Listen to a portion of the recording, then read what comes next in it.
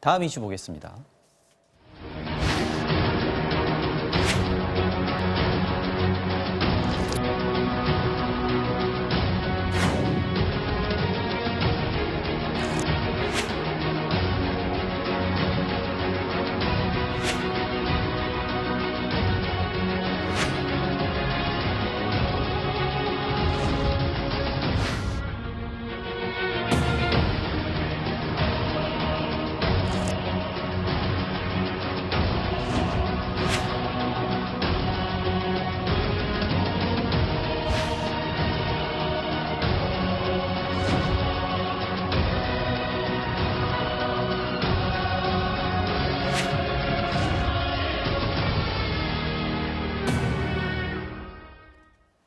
네, 수험생들 또 학부모들 들으면 굉장히 화가 날 만한 소식입니다. 성균관대 한 교수가 자신의 자녀 입시와 논문 준비에 대학원생 제자들을 동원했다는 사실이 교육부의 감사 결과 드러났습니다.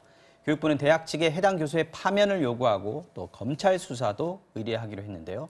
자세한 내용 들여다보겠습니다. 자, 정 변호사님. 네네. 자, 이 사실이 지난해 말에 제보를 받아가지고 교육부가 특별 조사를 한 결과가 이제 드러난 건데. 네네. 구체적으로 제자들한테 어떤 거 시킨 겁니까? 결국은 이제 딸을 위해서, 네. 딸의 스펙을 위해서, 네. 딸의 장래를 위해서, 딸의 직업을 위해서 행위를 갖다가 한 건데 제자들한테 동물 실험을 갖다가 실시를 한 거예요. 동물 실험. 그 다음에 그 실험 결과가 나오지 않았겠습니까? 그걸 가지고 논문을 갖다가 쓴 거죠. 네. 근데 심지어 그 결과가 잘 안 나오니까 실험 결과까지 조작까지 했다는 이야기까지 있는데 그런 다음에 논문이 완성이 됐으니까 네. 그 논문을 저널에다가 실은 거예요. 그러니까 이 논문을 네네. 자기 딸의 이름으로 네네. 딸이 쓴 논문으로 올렸다는 거죠. 그러니까 원래 그 실험을 한 사람은 대학원생들이고. 대학원생들인데 네. 그 실험을 한 사람들은 쏙 빼놓고 네. 자기 딸이 마치 모든 것을 한 것처럼 그렇게 저널에 실렸고 네. 그 논문이 좋은 논문이었던 것 같아요.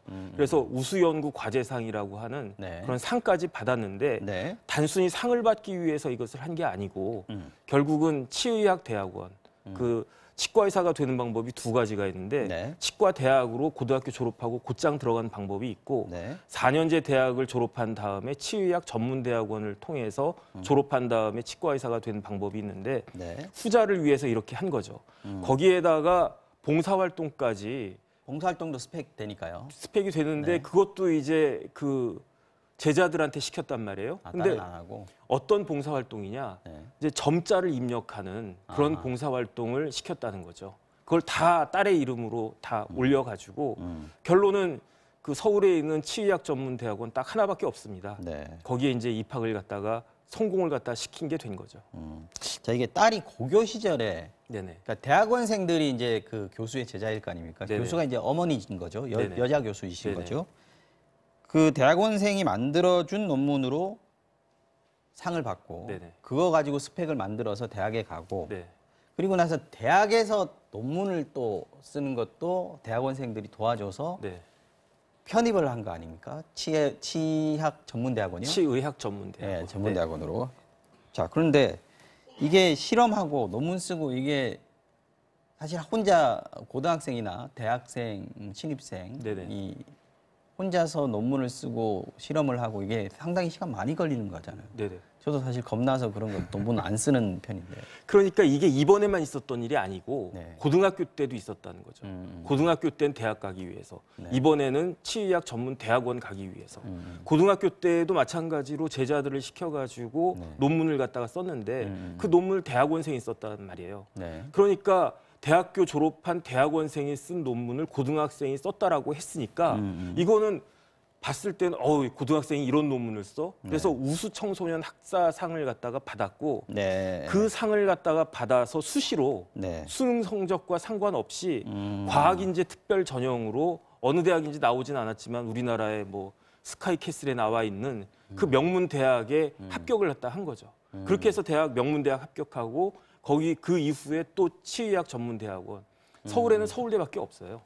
그렇군요. 거기를 이렇게 간 거죠. 아, 서울대에 있는 서울대 치의학 전문대학원을 네네. 들어가는데 대학원생이 대신 써준 논문, 이 네네. 저널에 실린 네네. 논문이 크게 영향을 끼쳤다라는 네네. 부분입니다. 그리고 실험하고 논문 쓰는 도중에, 그러니까 대학원생들은 실험하고 논문 쓰는 와중에 이 딸은 정작 그 연구실이나 뭐 여기에 들어오지는 않았습니까? 그러니까 대학원생들이 이거는 교수님이 시켜서 하긴 하지만 해도 너무한다라고 생각을 했던 것 같아요. 네. 왜냐하면 자기가 그게 안 되면 그래도 매일 연구실 저기 실험실에도 나와가지고 물어보면서 거들고 하면은 그나마 좀 마음이 괜찮았을 텐데 그렇죠. 이 실험이 3개월 넘게 진행됐는데 3개월. 네. 거의 실험실에 나오지도 않았고 심지어 캐나다의 교환학생으로 그냥 날아가 버린 거예요. 한 두세 번 정도 실험실에 들렀다는 거죠, 지금. 네, 그러다가 이제 결과가 나오니까 그걸 갖다가 그 논문이 제가 봤을 때는 뭐 실험 결과를 조작까지 했다라고 그러는데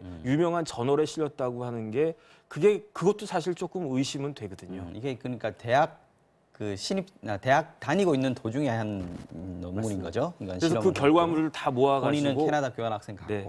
남들은 원래 이게 치의학 전문대학원 가려면 디트라고 한 시험도 쳐야 되고요. 굉장히 어렵거든요. 그래서 남들이 정말로 불철주야 열심히 공부하고 있을 때 네. 자기는 다른 사람들의 힘을 빌어가지고 에스컬레이트 타고 올라간 거죠. 지금 근데 이게 딸이 이제 누나고 밑에 또 남동생도 하나 있다면서요. 네네. 여기도 좀 의혹이 있는 것 같은데 교육부 감사에서는 아직 그 결론은 안 나온 것 같더라고요. 안 나온 것 같은데 의학 전문 대학원에 또 그 아들은 들어갔다는 건데 그러면은 사람이 의심을 할 수밖에 없지 않습니까? 이런 일이 벌어졌으면 이때도 또 비슷한 일이 벌어지지 않았을까? 네. 그런 합리적인 의심이 가고 있는 상황입니다.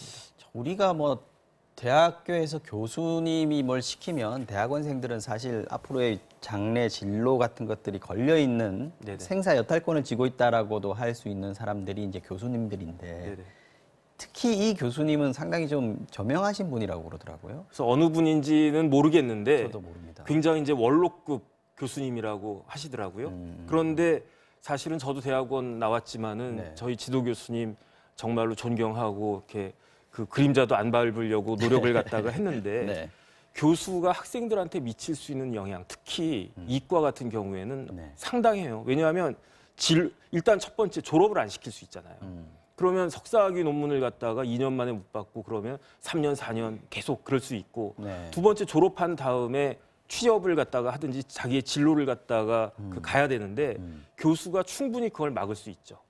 그러니까 따를 수밖에 없고 뭐 그 보수를 한 50만 원 정도 받았다고 하는데 대학원생들 입장에서는 정말로 너무하다라는 그런 생각을 갖다. 그래서 이게 갑질인 거죠. 그리고 이제 그렇게 애써서 논문을 만들어 놓고 네. 저널을 저명한 저널에도 실렸는데 자기 이름은 없고 네. 정말 화가 날 수밖에 없는 상황입니다. 이 수험생들도 그렇지만 대학원생들로서도 정말 네. 참을 수 없는 일인 것 같은데 현재 대학 해당 교수가 그 해당 내용 조사 내용에 대해서는 지금 부인을 하고 있다 그러죠. 네네. 지금 교육부가 성균관대에는 파면을 하라라고 권고를 했고 네네. 또 한편으로 검찰의 수사도 의뢰를 했습니다. 맞습니다. 이 부분은 그러면 어떤 식으로 처벌이 일단은 가능할까요? 사립학교법에 의하면 네. 교원들은 신분 보장을 받게 돼 있어요. 그러니까 선생님들이기 때문에 네. 우리 법에 의해서 보호를 갖다가 해준단 말이죠. 하지만 이와 같은 엄청난 비리가 있을 때에는 사립학교법 61조 2항에 따라 가지고 징계를 받을 수 있는데 징계 내용 중에 파면이 들어가 있습니다. 이거는 충분히 파면 사유가 될 것 같고요. 네. 그다음에 입시 부정 사건 계속 있었지만 숙명여고 사건도 있지 않았습니까? 네네, 그렇죠. 입시 부정은 무조건 업무방해죄로 업무방해. 네네. 네. 그 기소가 될 대학의 거고 정당한 업무를 방해했기 때문에 맞습니다. 네. 입시 업무를 갖다가 방해했기 때문에 네. 업무방해죄고 이런 경우에는 구속될 수도 있고 네. 그때 이제 그 최순실 딸 정유라 씨 사건 때도 그때도 이제 업무방해 관련된 내용들이 있었죠. 그럼 이번에도 그 뭐 지금 나와 있는 건 딸은 지금 조사에 나왔으니까요. 네네. 딸과 아들 지금 의혹을 받고 있는데 네.